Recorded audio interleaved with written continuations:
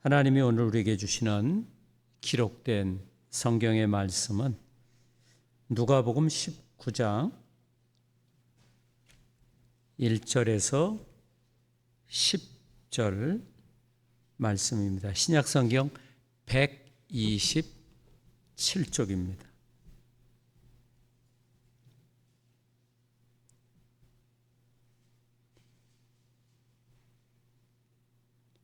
예수께서 여리고로 들어가 지나가시더라.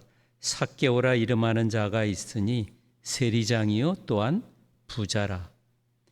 그가 예수께서 어떠한 사람인가 하여 보고자 하되 키가 작고 사람이 많아 할 수 없어 앞으로 달려가서 보기 위하여 돌 무화과 나무에 올라가니 이는 예수께서 그리로 지나가시게 되미로라. 예수께서 그곳에 이르사 쳐다보시고 이르시되 삭개오야 속히 내려오라. 내가 오늘 네 집에 유하여야 하겠다 하시니 급히 내려와 즐거워하며 영접하거늘 뭇사람이 보고 수군겨러 이르되 저가 죄인의 집에 유하러 들어갔도다 하더라. 삭개오가 서서 주께 여짜오되 주여 보시옵소서. 내 소유의 절반을 가난한 자들에게 주겠사오며 만일 누구의 것을 속여 빼앗은 일이 있으면 네 갑절이나 갚겠나이다. 예수께서 이르시되 오늘 구원이 이 집에 이르렀으니 이 사람도 아브라함의 자손임이로다. 인자가 온 것은 잃어버린 자를 찾아 구원하려 함이니라. 아멘.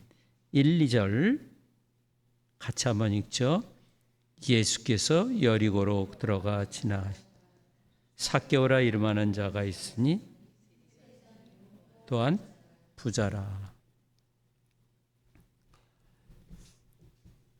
예수님께서 여리고에서, 여리고는 예루살렘 동쪽에 있는 상업 마을입니다. 상업 도시입니다. 그쪽에서 이제 예수님이 여리고로 이제 들어가시는데 거기에 한 사람이라면 세리장인데 그거는 부자라. 세리장이요 부자라.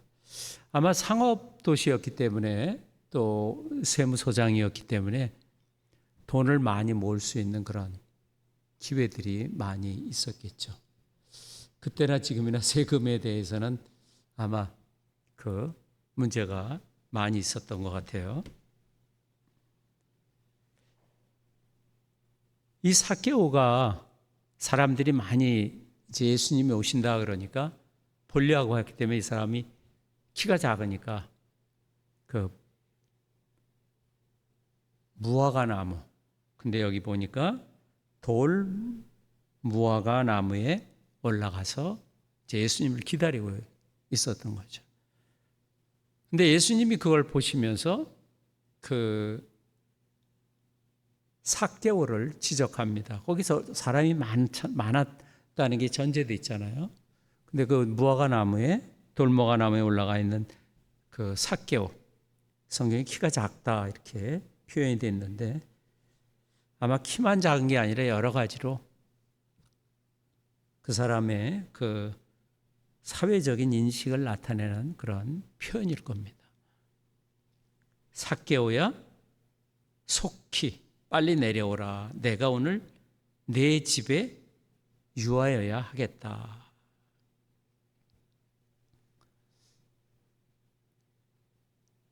그래서 사람들이 수군수군대고 죄인 집에 들어가서 밥을 먹는다 그리고 그것도 또 거기서 잔다고까지 얘기하니까 깜짝 놀라운 거죠.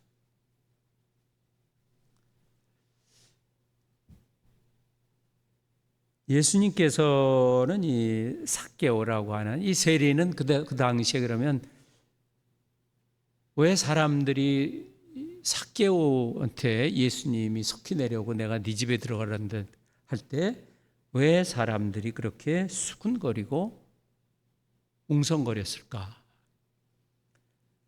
마태복음 18장 24절 25절에는 우리가 잘 아는 표현이 있습니다. 부자가 하나님 나라에 들어가는 것이 얼마나 어려운지에 대해서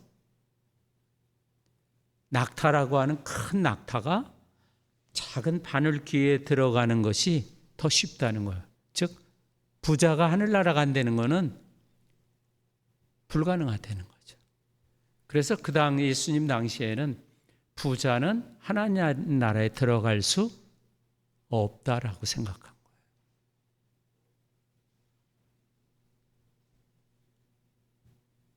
그래서 사람들은 그 세리는 구원받지 못할 사람들로 생각한 겁니다. 그러니까 구원받지 못한다는 게 뭐냐면 다른 말로 그 하나님의 저주받은 사람이라는 거예요. 하나님이 구원하지 않는 하나님의 저주받은 사람이라 이렇게 여긴 겁니다. 거기서 더군다나 세리장이니까 더한 거죠. 그런데 예수님은 이 세리를 친구처럼 부르며 집에 들어가겠다고 하니까 사람들이 어안이 벙벙한 거죠. 삭개오는 부와 권력을 가지고 있었지만 분명히 사회적으로 작은 자였을 거예요. 소외된 자. 그래서 그가 작았다. 그러니까 삭개오는 그냥 하찮은 사람이죠.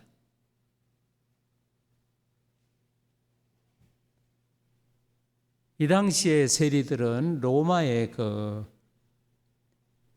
앞잡이로서 민족의 반역자로서 세금 징수를 했기 때문에 이러한 사람들은 구원받을 수 없다고 그렇게 여긴 겁니다. 그래서 성경에 나오는 세리라고 하는 것이 죄인의 대표적인 거예요.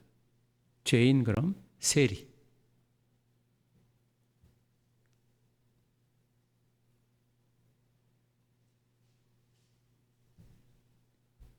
이러한 세리를 향해서 예수님께서는 주도권을 주시고 그 세리를 찾아낸 것입니다.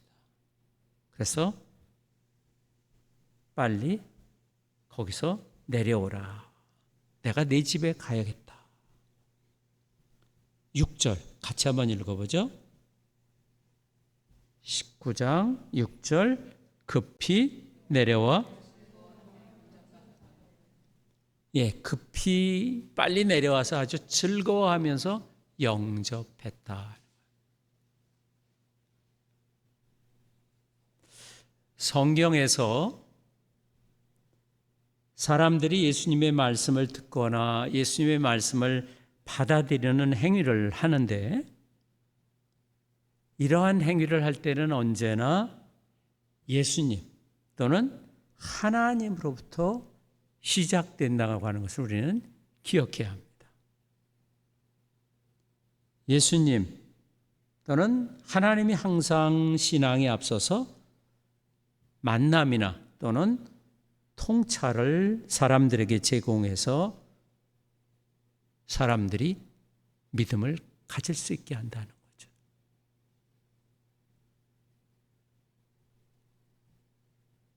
이 삭개오를 예수님이 부르지 않으면 그는 구원은 없는 거죠. 요한복음 1장 12절에 영접하는 자 곧 그 이름을 믿는 자들에게는 하나님의 자녀가 되는 권세를 주셨다.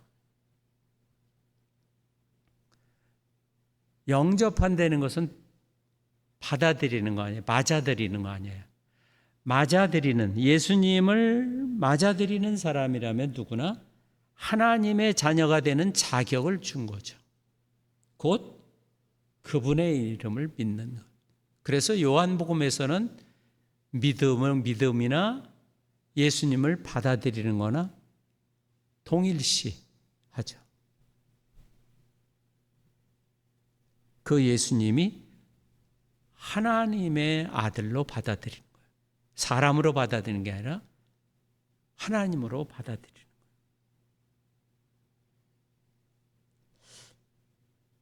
사람이 영접하는 일과 하나님께서 능력 혹은 권한을 주시는 일, 이것은 동시에 이루어지는 거예요. 지금 여기 보면 우리가 보면은 이 삭개오가 먼저 영접하고 나서 거듭난 것처럼 우리는 그렇게 이해할 수 있는데, 이것은 우리 눈에는 그렇게 보이지만, 그리고 우리가 이해할 수 있는 시간적인 순서는 그렇지만 그렇지 않다는 거죠. 보이지 않는 시간 속에서 예수님은 이미 여리고로 가고 거기에서 삭개오를 이미 어떻게 해요? 다 알고 계신 거죠. 그리고 내려오라고 말씀하신 거죠. 이것은 인류를 구원하시고자 하시는 하나님의 뜻에서 비롯된 그런 역동적인 일이다 하는 거죠. 그래서 웨슬레는 앞서가시는 하나님의 은혜라 그런 표현을 써요. 웨슬레는 감리교라든지 나사렛, 오순절, 성결교에서는 앞서가시는 하나님의 은혜라는 표현을 쓰고, 장로교 개혁교회에서는 하나님의 주권, 즉 하나님의 자유라는 표현을 써요. 자유. 하나님이 자유롭게 그렇게 구원했다는 거예요. 먼저. 우리는 자유를 내 마음대로 하는 걸 자유라고 하지만 성경에서 하나님의 자유는 죄인을 구원하는 것. 삭개오. 그야말로 사람들이 다 사람으로 인정하지 않는 그를 먼저 찾아가시는 것이 하나님의 자유라는 거죠.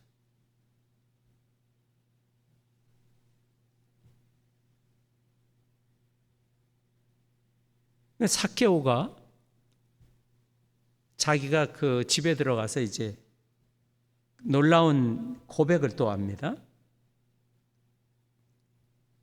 8절 같이 한번 보죠. 삭개오가 서서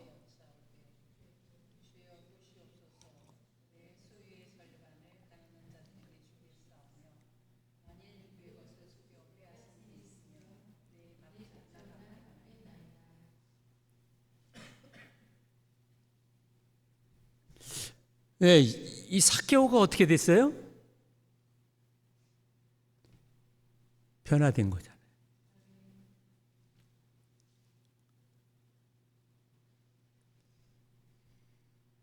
이 당시의 세리는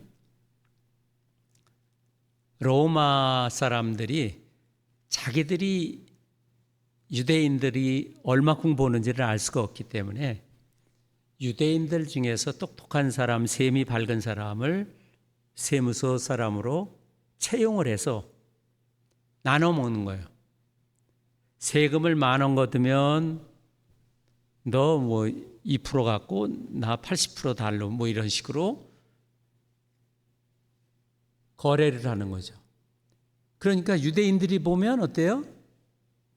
일본 앞잡이 형사, 일제시대 때 일본 형사보다도 앞잡이인 한국 형사가 더 미운 거죠. 그래서 많이 테러를 했잖아요. 우리가 아까 부른 찬송이 아마 삭개오가 명예도 그리고 부와 모두 다 버렸다고 하듯이 이 사람은 돈 벌려고 작정한 거 아니에요. 그렇죠? 자기 민족을 버리고도 돈을 많이 벌려고 그래서 그 사람이 뭐가 됐어요?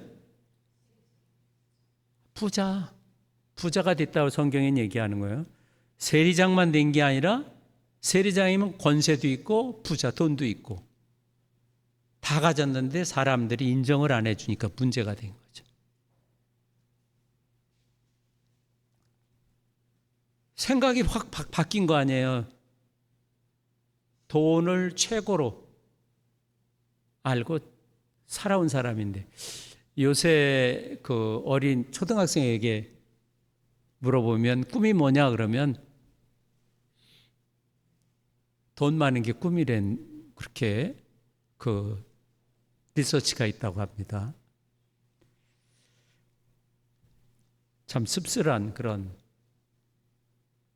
사실인데요. 예수를 만난 삭개오에게 변화시키는 그런 힘이 삭개오 자신에게서 나온 게 아니고 자기를 찾아서 여리고로 오신 그 예수님에게서 나온 것이죠. 삭개오가 예수님과 그 만남을 통해서 내적인 변화가 일어나. 그래서 이걸 회심, 장로교는 이 단어를 잘 쓰지 않는데 회개라는 말씀인데 그 웨슬레안들은 회심이라는, 웨슬레가 회심에게 마음이 바뀌었다는 거죠. 돈을 추구하던 사람이 이제 돈을 추구하지 않고 그 자기가 가진 거를 어떻게 돌려주겠다는 거예요. 어떻게 돌려준다고요? 내 소유의 절반을 가난한 자들에게 주겠다. 그리고 또 자기가 속여 뺏은 것, 뭐 겁박하고 강제로 이렇게 뺏은 것은 몇 배로? 4배로 갚아. 구약 율법에 보면 율법에 나와 있는 것보다 더 후하게 되갚아 주겠다고 하는 거죠.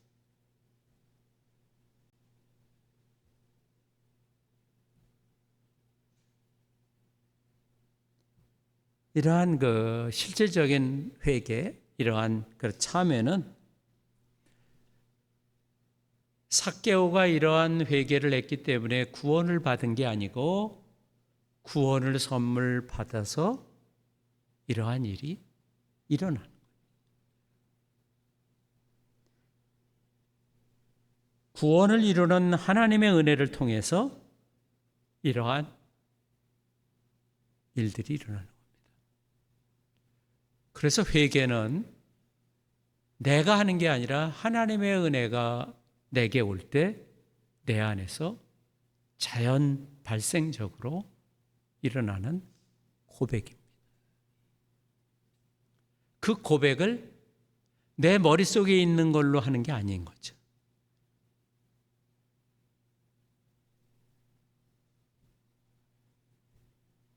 하나님의 은혜, 그는 예수님을 놀랍게도 고백합니다. 주여 보시옵소서. 주님이라고. 자기가 지금까지 살아온 주님은 로마 황제죠. 이 당시에 그 큐리오스라고 하는 것은 로마 황제를 주로 부른 때예요.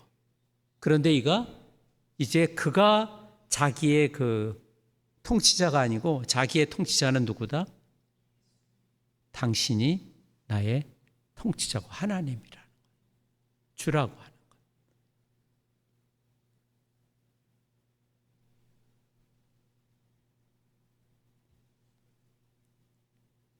삭개오로서는 참 대단한 거죠. 그는 한 번도 그런 생각을 해본 적이 없었을 터인데 그 예수 그리스도 그 앞에 서 있는 자기를 받아준 그 예수 그리스도를 하나님으로 고백하고 구원의 하나님으로 고백하는 거예요. 사도행전 2장 36절에 이스라엘 온 집은 확실히 알지니 너희가 십자가에 못 박은 이 예수를 하나님이 주와 그리스도가 되게 하셨느니라. 유대인들이 예수님을 죽였지만 하나님이 이 예수를 주, 온 세상을 다스리는 하나님으로 또 그리스도, 메시아, 구원자가 되게 하셨다는 거죠.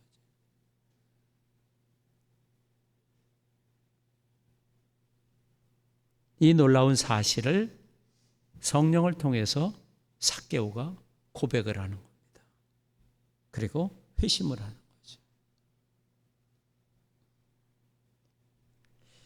예수님이 여기에 화답을 합니다. 9절 같이 한번 읽어보죠. 9절 예수께서 이르시되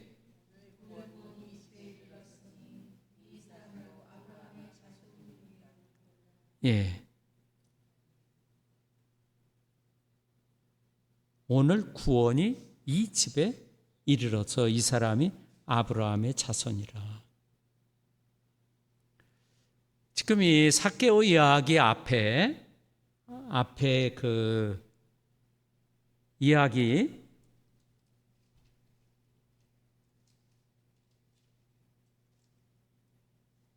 그 18장에 나오는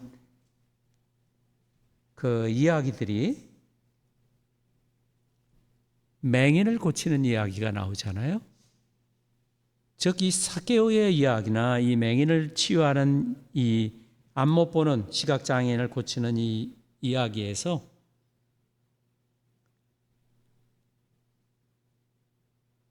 어떻게 신앙이 생기는지를 하나님은 보여주시는 겁니다. 신앙이 어떻게 생기는가? 내 속에서 내 능력으로 나오는 것이 아니라는 거죠. 즉 예수님이 오셔서 이 일이 일어난다. 예수님이 오시는 것이 하나님 나라의 오심과 동일한 이야기죠. 그러니까 예수님이 오시는 것이 구원이 오는 것이에요. 그래서 삭개오가 예수님을 만나고 그때 구원이 일어나는, 죄인인 삭개오가 이제 하나님의 그 백성, 하나님의 계약 공동체인 아브라함의 자손이 되었다는 거죠. 사람들은 삭개오가 저주받았다고 생각을 했는데 하나님 나라에 들어가는 것은 낙타가 바늘 뒤에 들어가는 게 더 쉽다고 그렇게 냉소적이고 사람 취급을 안 했던 그 작은 자인 이 삭개오가 아브라함의 자손, 하나님이 아브라함에게 주신 그 약속이 이제 예수님을 통해서 성취되었다는 것을 선언하는 겁니다. 그래서 내가 아브라함의 자손이 됐다. 예수를 믿는 모든 사람은, 우리는 유대인은 아니지만 아브라함의 자손입니다. 영적으로 아브라함의 자손. 하나님의 구원받은 백성에 들어가는 것이죠.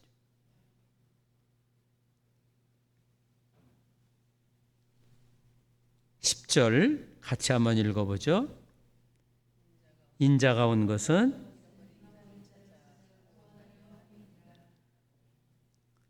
예수님은 이스라엘의 잃어버린 양들을 찾아내어 구원하시기 위해 오셨다. 잃어버린 자를 찾아서 구원하기 위해 오셨다. 잃은 양을 찾아 나선 예수님 뒤에는 선한 목자이신 예수님 위에 하나님 아버지가 계십니다.